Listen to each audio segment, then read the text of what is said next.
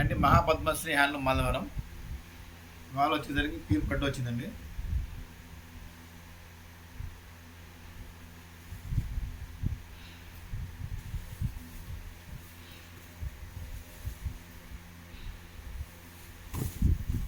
చీరంతా ఇలా బుట్టి వస్తుందండి.